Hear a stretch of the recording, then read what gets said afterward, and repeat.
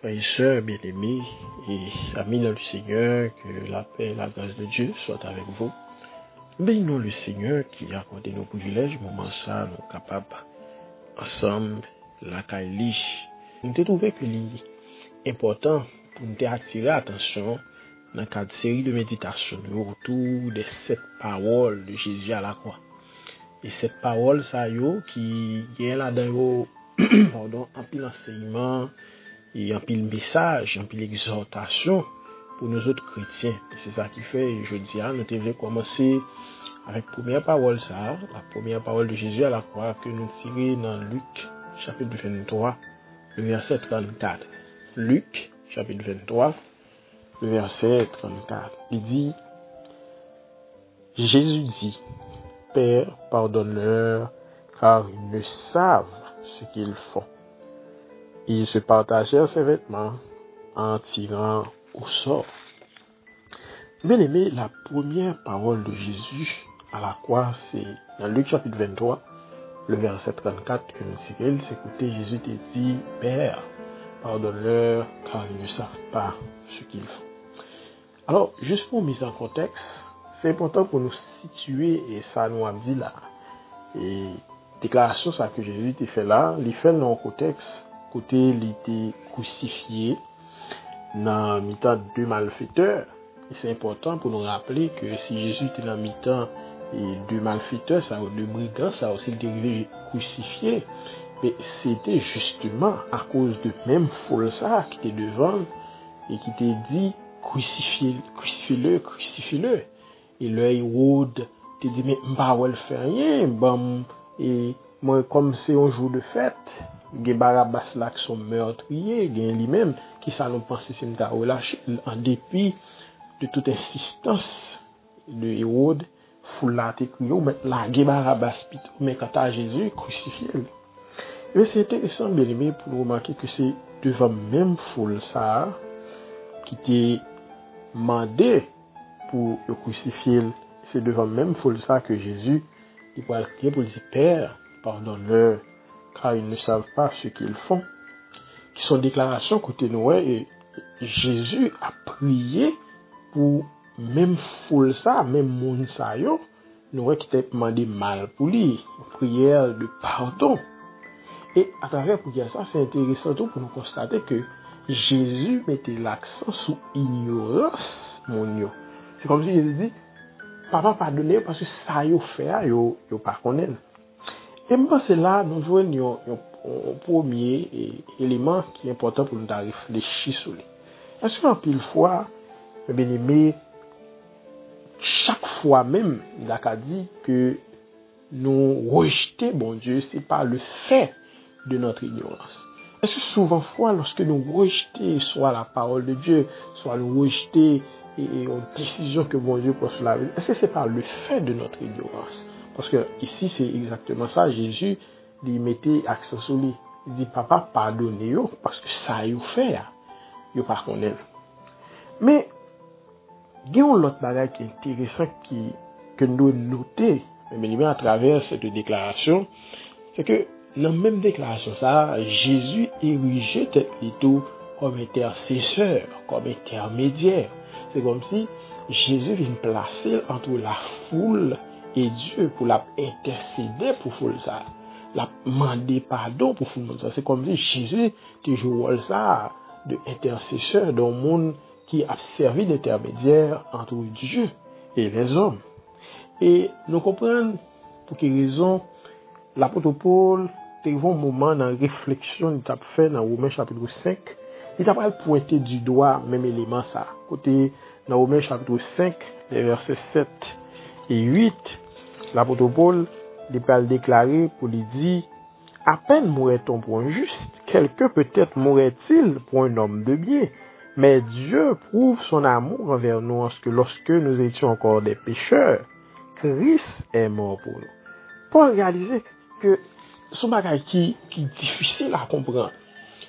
Paul dit, il n'est qu'à comprendre qu'un monde mourit pour un monde qui est juste. Mais ça me paraît comprendre, c'est comment faire dans le moment où c'est des pécheurs que nous y est, et puis Christ, il vient mourir pour nous. Donc, ça décrit réellement rôle de intercesseur, rôle d'intermédiaire, si vous voulez, de médiateur, ça que Christ est appelé pour devenir jouer pour nous à la croix. Et nous voyons ça à travers cette déclaration. Père, pardonne-leur, car ils ne savent pas ce qu'ils font.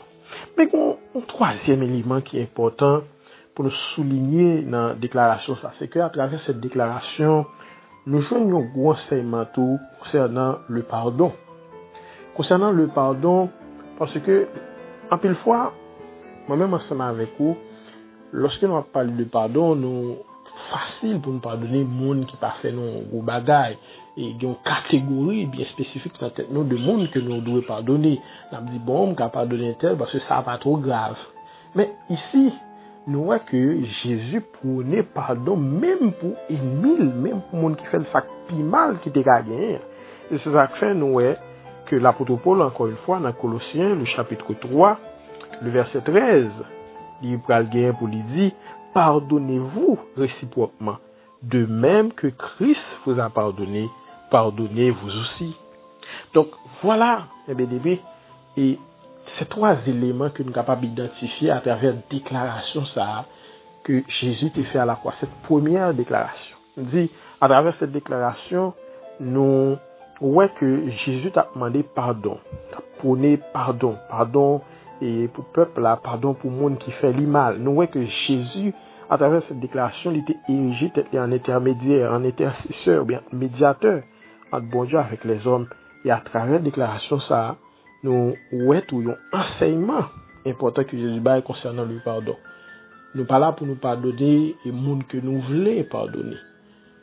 Nous pas là pour nous pardonner et nous amis nous, les gens qui font nos bagailles et puis quelques temps après qu'on connaît lui. Mais nous là pour nous pardonner même les gens qui font nos sacs piment qui te gagné. Nous là pour nous pardonner. Et c'est cet enseignement ça que nous découvrons à travers cette déclaration de Jésus à la croix dans Luc chapitre 23. Père, pardonne-leur car ils ne savent pas ce qu'ils font. La deuxième parole de Jésus à la croix que nous tirons dans Luc chapitre 23, le verset 43. Luc chapitre 23, le verset 43. Il dit, Jésus lui répondit, je te le dis en vérité, aujourd'hui tu seras avec moi dans le paradis. Eh bien aimé, si nous t'as commencé d'abord par situer contexte déclaration ça, on a dit que Jésus t'a fait déclaration ça et dans le moment où il était crucifié au milieu de deux malfaiteurs. Alors il y a une version qui parlait de deux brigands, au milieu de deux brigands, il y a l'autre version qui parlait de larrons. Et pendant que Jésus était crucifié dans le milieu de M. Sao, la Bible rapportait que il y a une dans M. Sao qui t'a injurié Jésus et qui t'a passé dans le risible. Et il y a certains commentateurs, il y a certains gens qui identifient qui est dans de larrons, qui disent c'est ça qui est à gauche là, ça qui est à droite là, qui t'a parlé, etc. Nous pas attarder nous vraiment sur qui est dans de monsieur et qui t'a injurié Jésus. Mais un fait est certain, c'est que parmi de monsieur Sayo, il y a une qui t'a reprimandé l'autre là. Et dans le réprimande que il était fait avec les amis là, bien important pour nous souligner quelques bagailles. Ça nous joint réprimande ça dans verset 41 et 42. Côté une là on dit Jésus et l'autre là, pour nous c'est justice car nous recevons ce qu'on méritait nos crimes. Mais celui-ci n'a rien fait. Et il dit à Jésus, souviens-toi de moi quand tu viendras dans ton règne.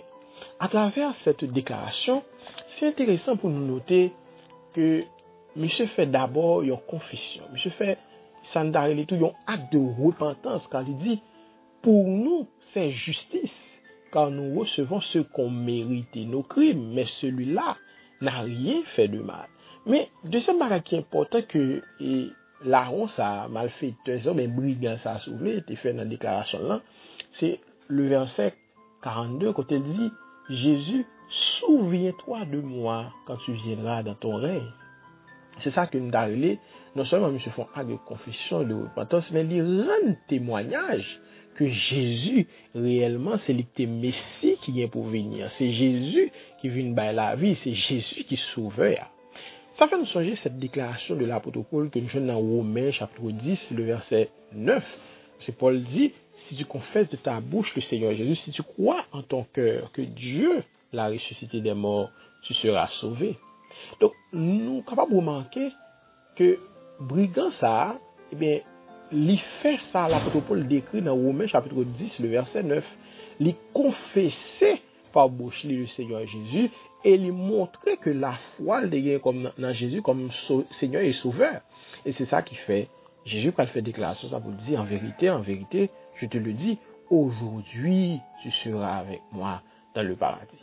À travers cette déclaration de Jésus, premier enseignement, première leçon pour noter, c'est que Jésus montrait, mes bien-aimés, que contrairement à la loi qui te dit, quiconque mettra ces choses en pratique vivra par elles, et Jésus devait montrer que désormais, le salut ne s'offre plus par les œuvres. Salut, désormais, c'est pas ton question de œuvre, c'est pas ton question de ça moun fait qu'a pour sauver, mais désormais, eh bien, salut est obtenu par la foi en Jésus-Christ. Et c'est ça que fait, il dit non, en vérité, je te dis, aujourd'hui, tu seras avec moi dans le paradis. Donc, moi, je dis ça, je dis à même, au sauver, en vérité. Maintenant, deuxième enseignement intéressant que nous devons tirer de cette déclaration de Jésus, c'est un enseignement sur Dieu. Enseignement que nous tirons dans le deuxième enseignement, ça, il montre nous qui Jean, bon Dieu nous observe, mes bien-aimés, c'est un Dieu qui voit le temps de façon différente de moi-même ensemble avec vous. Parce qu'il est hors du temps. Il n'y a pas ni commencement, ni fin. Et il y a une expression dans la Bible, justement, qui explique ça, c'est l'expression de toute éternité. De toute éternité. Dans la Bible, on a dit pour tout temps, il y a un temps. Ça veut dire, bon Dieu nous observe, il n'est pas concevoir temps, même avec nous, parce que lui-même, il est hors du temps. Donc, lorsque vous voyez ici, Jésus parle de en vérité, je te le dis, aujourd'hui, tu seras avec moi dans le paradis. C'est pas une façon pour nous interpréter, c'est pas une déclaration que nous avons interprétée dans le langage par nous aujourd'hui à même. Parce que Dieu, le Dieu que nous servons, eh bien, il est hors du temps. Et un exemple que nous avons prendre pour nous illustrer question ça, c'est comme si nous avons un réalisateur avec un spectateur. Moun sa qui réalise film que réalise ou d'accord avec moi que l'icône film nan, l'icône comment le commencer, l'icône tout ça qui là-dedans, l'icône comment l'a fini. Contrairement avec ou même qui spectateur qui a regardé film nan et lorsqu'on a regardé ou identifié à quelques personnages dans film nan et surtout et personnages sont vécu des moments difficiles. En plus, le monde qu'on senti, mon cher, ça va bon, regardez film ça, film n'a pas belle. Parce que le réalisateur lui-même, il connaît et de qui ça, comment film n'a fini. Il connaît de qui ça film n'a fait. Si c'était vous-même qui t'a regardé film, on va dire certainement, mon cher, et acteur ça fini mal. Bagay pas foutu bien passé pour lui, la vie tel acteur a passé mal. Alors que le réalisateur lui-même, il connaît film déjà. Il connaît comment la vie chaque personnage lui et il bien pour finir. Parce que lui-même, c'est lui qui écrit film.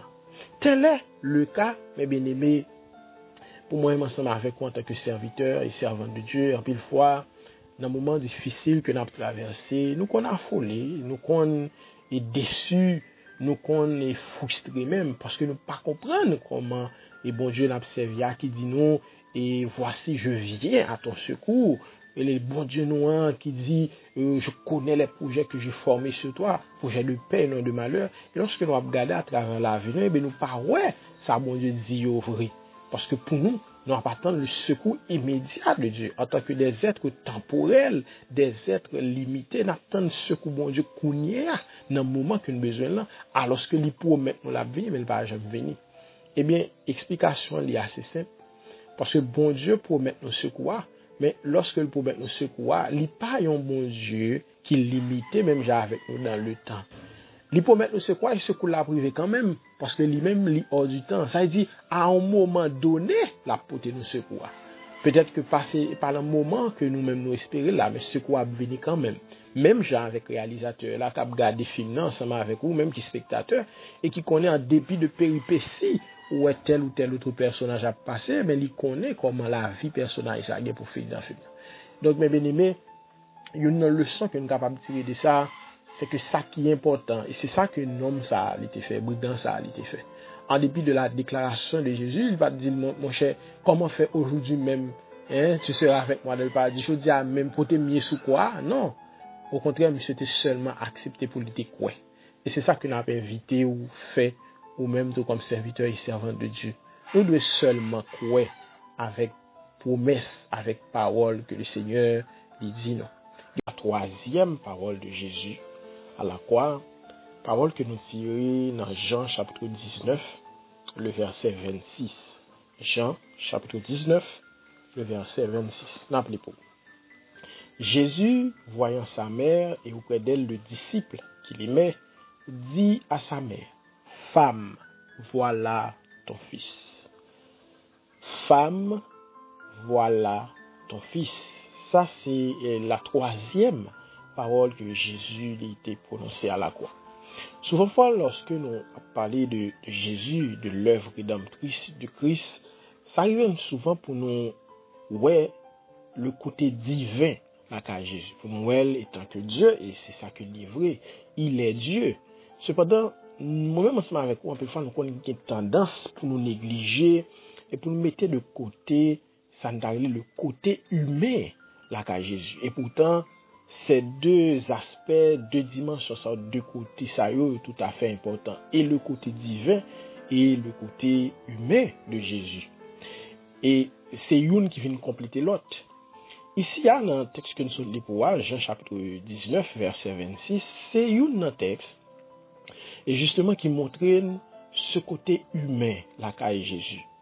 Et pendant que les cloués sous quoi, la Bible dit nous que au pied de la croix, eh bien, la mère de Jésus, Marie, la mère nourricière de Jésus, il était présent ensemble avec plusieurs autres mesdames, ensemble avec Jean, nous allons revenir sur ça tout à l'heure, et puis Jésus va l'adresser avec Jean, ici c'est Jean le disciple, son disciple, le disciple de Jésus, pour lui dire, eh bien, d'abord pour lui dire avec Marie, femme, voilà ton fils, et après elle va dire Marie ou même petite, mais maman. Ça c'est intéressant pour qui ça, parce que il décrit nous le côté humain là qu'a Jésus. Pour nous parler uniquement comme un Dieu qui est lointain, un Dieu omniprésent, omniscient, omnipotent, mais qui est très lointain, qui est détaché de toute réalité. Non, il était tout aussi homme que moi-même ensemble avec vous. Et c'est dans dimension, justement, comme homme, qui fait le téwel, pour quitter maman, il était senti que c'est de responsabilité pour le confier, et maman lié avec une dans discipline. Parce que quand même, Marie était sa mère nourricière.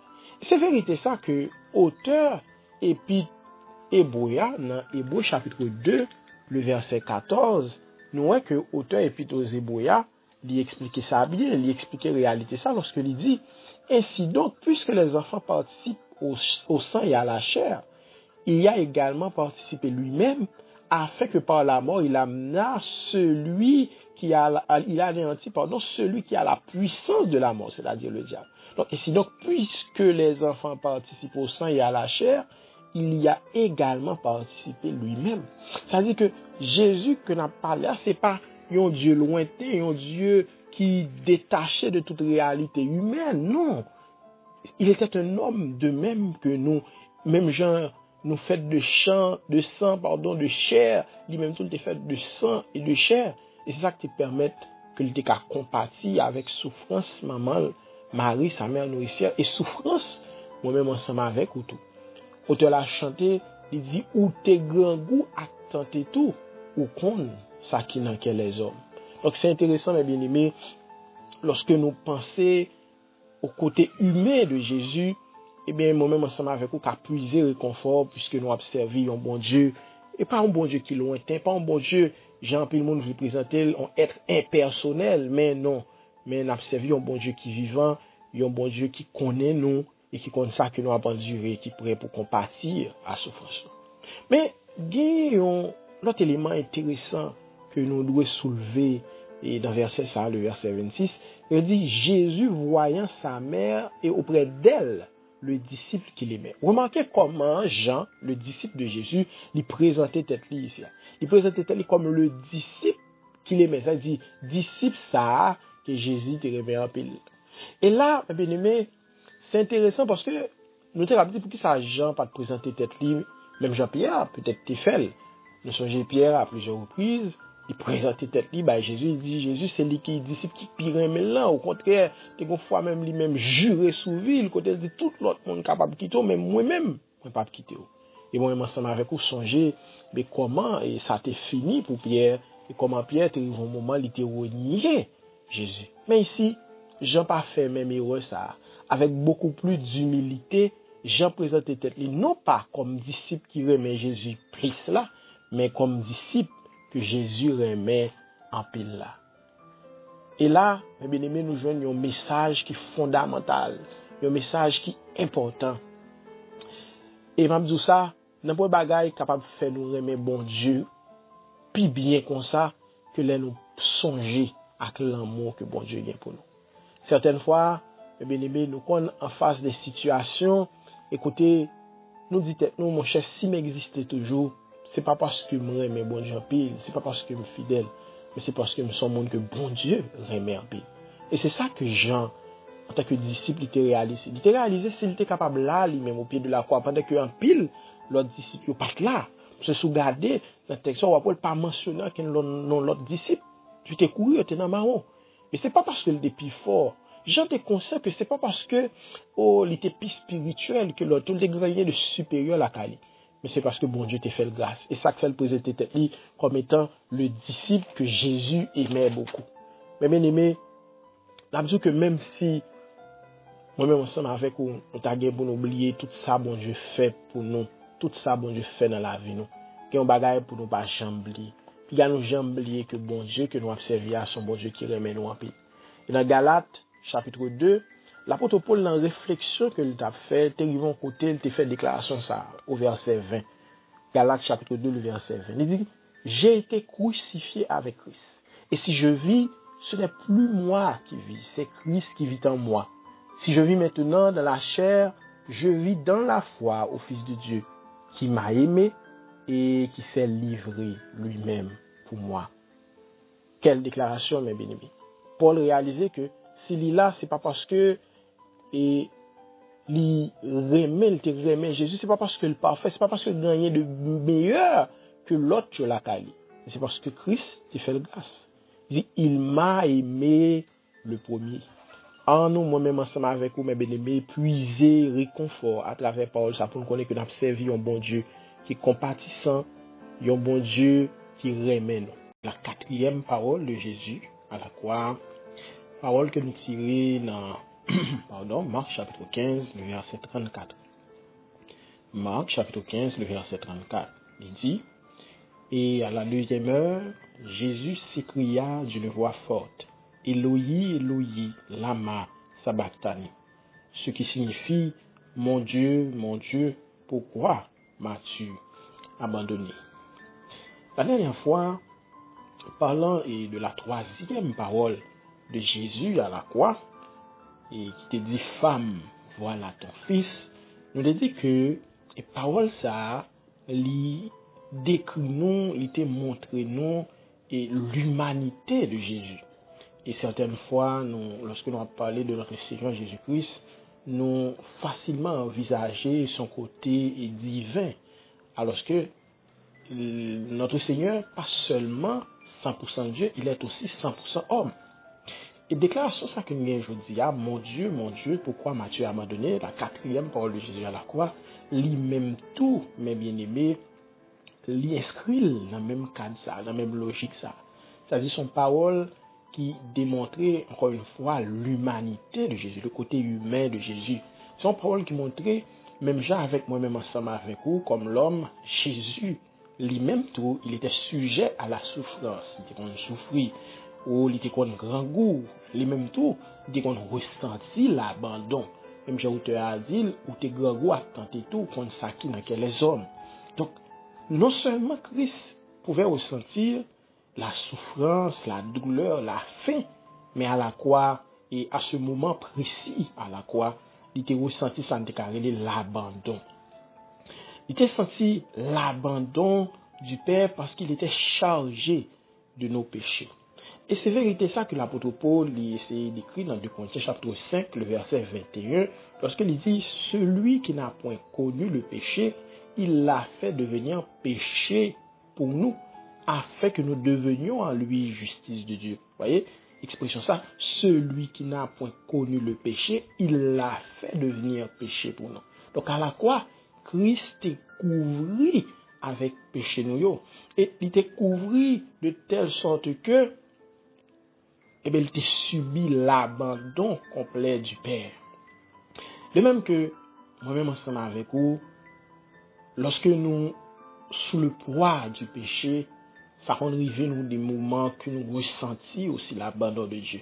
Nous qu'on expérimenter l'abandon de Dieu. Nous qu'on expérimenter une certaine solitude. Même Jean David te dit dans le psaume 51, David a exprimé une solitude que il a senti après qu'il ait fait péché avec la femme d'Uri. Ça qu'on arrive nous tous nous-mêmes. Pour nous sentir que bon Dieu a abandonné, bon Dieu bat nous dos par le fait que nous péchons. Et raison simple, mes bien-aimés, c'est parce que bon Dieu que nous avons servi, bien, il a horreur du péché. Bon Dieu que nous avons servi, il raille le péché. Auteur a chanté, il dit, ou remet nous, mais en même temps, ou raille péché nous.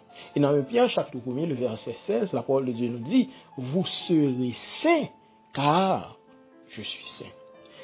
Et donc, mes bien-aimés, si bon leçon que nous sommes capables de tirer dans la 4e parole ça, de Jésus à la croix, eh bien, c'est qu'on est que le péché nous éloigne de Dieu. Et lorsque nous comprenons la vérité, ça, moi-même ensemble avec vous, eh bien, nous avons forcé nous, justement, pour nous vivre loin péché. Parce que le péché peut nous éloigner de Dieu. La 5e parole de Jésus à la croix, parole que nous joignons dans Jean, chapitre 19, le verset 28. Jean, chapitre 19, le verset 28. Il dit, après cela, Jésus, qui savait que tout était consommé, dit, afin que l'écriture fût accomplie. J'ai soif. Amen. Mais bien aimé, j'ai soif. C'est la 5e parole que Jésus t'a prononcée à la croix. Alors, l'intéressant, lorsque nous entendons parole ça, j'ai soif, et une parole qui traduit, et une soif que Jésus t'a ressenti à la croix, et nous comprendre, il était crucifié, il était aux environs, et de midi, 1h, 2h, l'heure passée, soleil chaud, nous comprendre soif ça. Cependant, nous pas capables de passer à pied joint sous déclaration ça, ou du moins déclaration ça, il rappelle nous une autre déclaration qui est similaire que nous trouvons dans Jean chapitre 4, le verset 7. Donc, si nous avons parallèle entre deux passages, ça, et Jean chapitre 19, verset 28, que nous sommes et Jean chapitre 4, le verset 7, c'est intéressant. Intéressant pour qui ça? Parce que il est vrai que deux passages, ça, contexte différents. Parce que dans Jean chapitre 4, le verset 7, il est ici question de rencontre de Jésus et de la femme samaritaine. Et nous songeons lorsque Jésus t'a rencontré femme samaritaine là, et il t'a fait une demande, il t'a demandé pour le balti de l'eau pour lui boire. C'est un contexte différent. Cependant, il est intéressant pour nous remarquer que dans les deux cas, Jésus accomplissait une mission.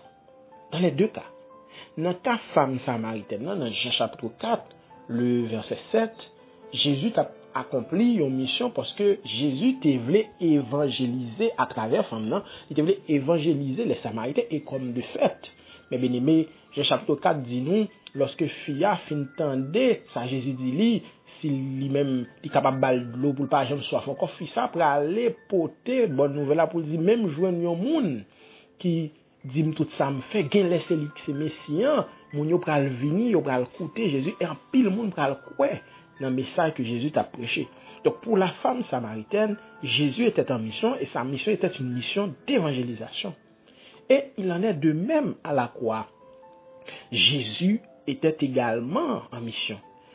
Et c'est ça qui fait cette déclaration, 5e déclaration, sa 5e parole, ça vient de Jean chapitre 19 verset 28, j'ai soif.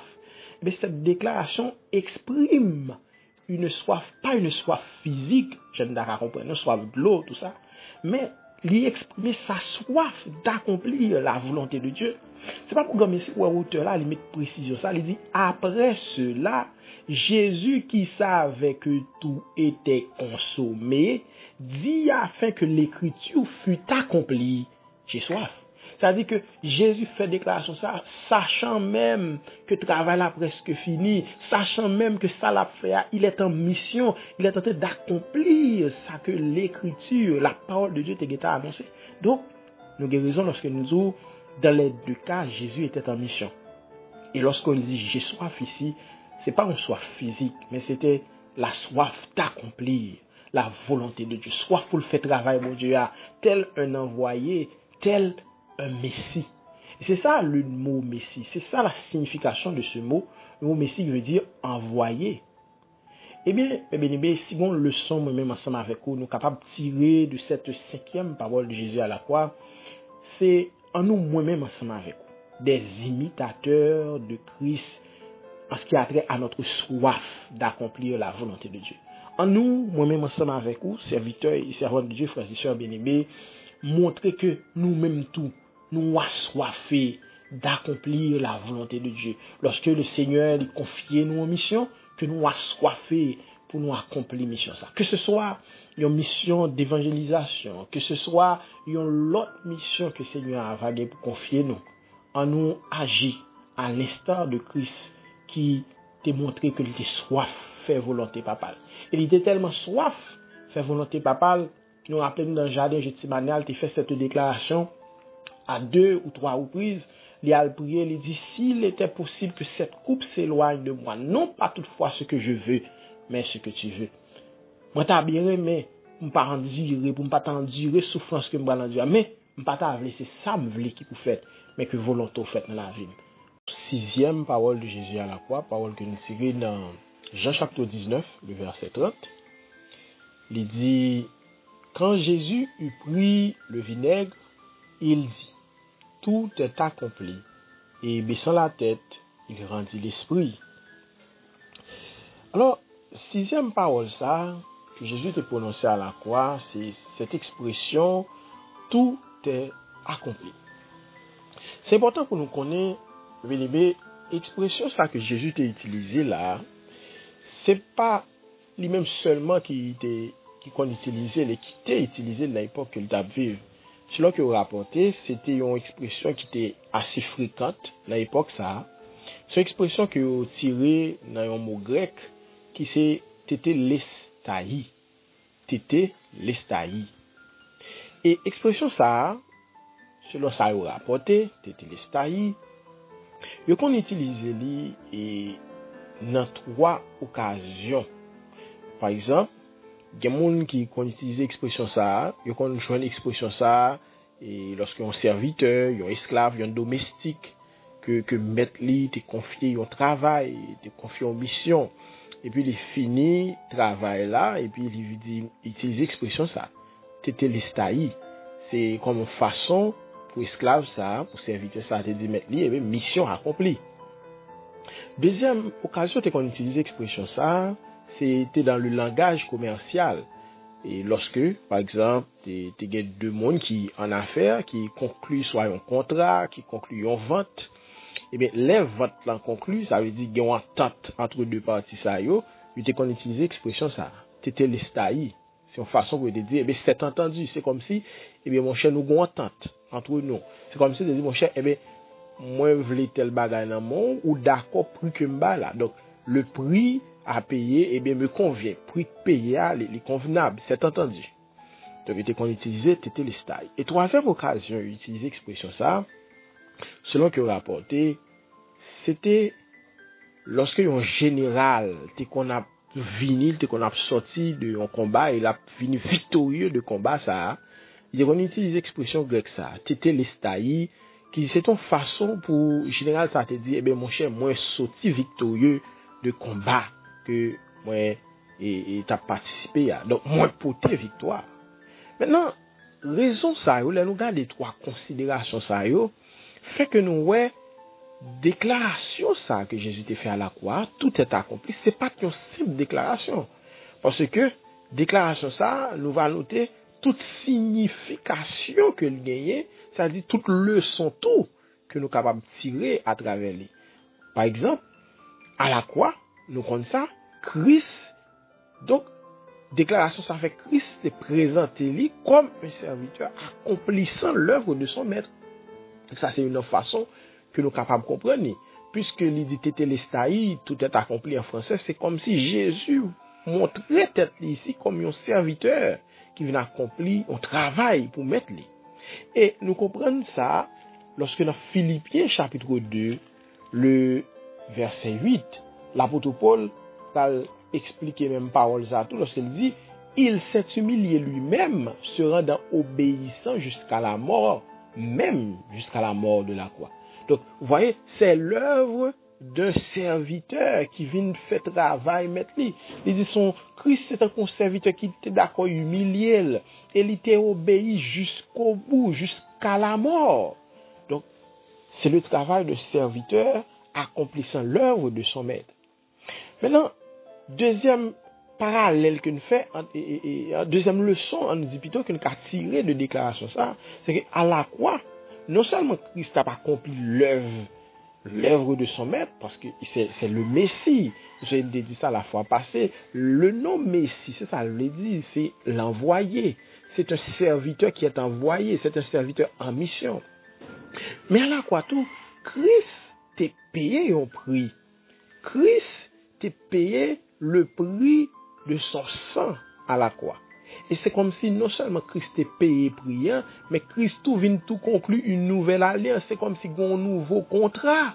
Christ conclut pour nous à la croix. Et contrat ça, c'est une nouvelle alliance qui a été conclue par son sang, au prix de son sang. Et l'apôtre Paul lui expliquait ça dans 1 Corinthiens chapitre 6, le verset 20. Lorsqu'il dit car vous avez été rachetés à un grand prix. Glorifiez Dieu dans votre corps et dans votre esprit qui appartiennent à Dieu. Donc, vous avez été rachetés à un grand prix. Donc, même Jean, je t'ai qu'on utilise l'expression ça dans le langage commercial là. Donc, nous comprenons pour qui ça Jésus, lui-même tout, il était utilisé en ce sens que, lui-même tout, il était venu pour le payer un prix et conclure une nouvelle alliance, un nouveau contrat pour nous à la croix. Et dernière signification, nous disons, expression ça gagné, c'est lorsqu'un général t'a sorti de guerre, d'un combat, et l'a retourné victorieux, vous dites, il dit tétélestai, pour dire que nous sorti victorieux, nous porter victoire. Eh bien, encore une fois, nous voyons qu'à la croix, Christ, il t'a porté victoire. Oui, Christ t'a porté victoire sur le diable, il t'a porté victoire sur le péché, il t'a porté victoire aussi sur la mort. Et ça fait dans Colossiens chapitre 2, le verset 15, l'apôtre Paul dit nous, Colossiens chapitre 2, le verset 15, il dit, il a dépouillé les dominations et les autorités, et il les a livrées publiquement en spectacle, en triomphant d'elles par la croix. Donc, Christ a triomphé à la croix. Et non seulement il était triomphé, mais il y a une possibilité nous-mêmes, tout moi-même ensemble avec les serviteurs et servants, pour nous porter victoire. Donc voilà toute l'étendue de cette expression, tout est accompli. La dernière parole ça, nous joignons, c'est dans Luc chapitre 23, le verset 46. Luc chapitre 23, le verset 46. Il dit, Jésus s'écria d'une voix forte, Père, je remets mon esprit entre tes mains. Et en disant ces paroles, il expira. Et bien aimé, ce la fois passée, nous t'a expliqué que souvent fois gagnons une erreur que nous commettons lorsque nous a parlé de Jésus, notre Seigneur. Il vient souvent pour nous considérer l'aspect divin de Jésus et pendant que nous négligeons son côté humain. Et nous sachez que nous disons, nous ne sommes pas capables de parler de Jésus en tant que Dieu sans que nous parlions son côté humain. Nous ne pouvons pas prendre une plus que l'autre. Parce que toutes deux dimensions, ça, tous deux côtés, ça, justement, il y a une importance. Et là encore, à travers cette dernière parole, Jésus montrer nous ça à la croix. Nous voyons qu'à travers dernière parole, c'est comme si Jésus s'en remet à Dieu. Il a dit, by bon Dieu, by papa. Et première signification importante, capable de dire, déclaration ça a gagné, c'est ouais en Jésus, Jean Soudzoula, un serviteur et qui vient accomplir une mission. Ça, nous parlons de lui plusieurs fois à travers différentes paroles que Jésus est prononcé à la croix. Ouais, c'est comme une constante. Ouais, dimension, ça, aspect, ça apparaît plusieurs fois. C'est comme si, ouais, que Jésus, plusieurs fois, il identifiait comme un serviteur qui accomplissait une mission. Et une raison qui explique ça, soit un insistant pile sous lui, c'est parce que Luc, l'évangile selon Luc, il insiste un peu sur ça parce que c'est une mission que Luc te baille comme évangéliste. C'est présenter Jésus comme le fils de l'homme. Elle dit, c'est comme le Messie, le fils de l'homme, comme un monde qui te vient accomplir une mission. Elle dit, Luc insiste un peu sur le côté humain de Jésus. C'est ça que fait, ouais, eh bien, en pile fois, les textes dans Luc, ouais, ça ressorti, il fait ressortir un pile, parce que Luc te veut présenter comme un serviteur qui te vient accomplir mission. Cependant, il y a l'autre importance tout. Déclaration ça a gagné. Père, entre tes mains, et je remets mon esprit. L'autre importance là, c'est à travers cette déclaration, Jésus baille un exemple. Un exemple à moi-même ensemble avec vous, qui chrétien, pour montrer nous qu'au moment de quitter ce monde, eh bien, il s'en est remis à Dieu.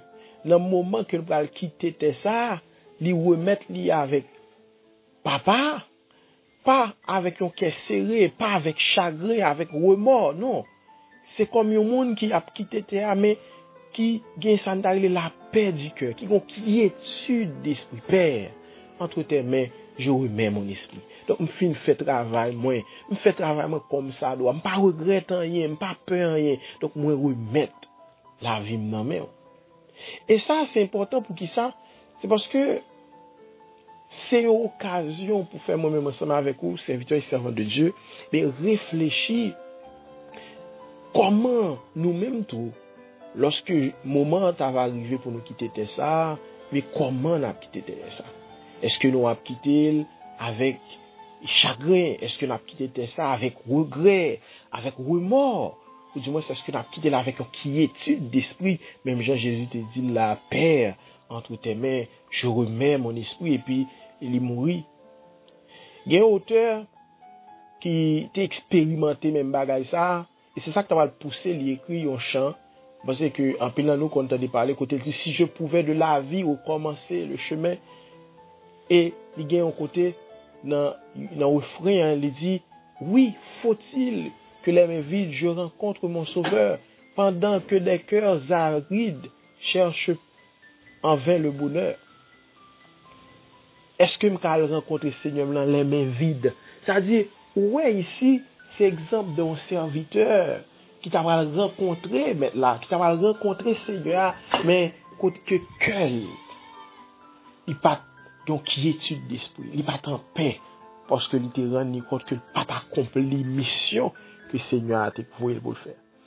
Est-ce que moi-même ensemble avec vous, serviteurs et servantes de Dieu, au soir de notre vie, parce que nous va quitter ça, nous va quitter avec une quiétude d'esprit, avec la paix, ou du moins est-ce que nous va quitter avec des remords et des regrets?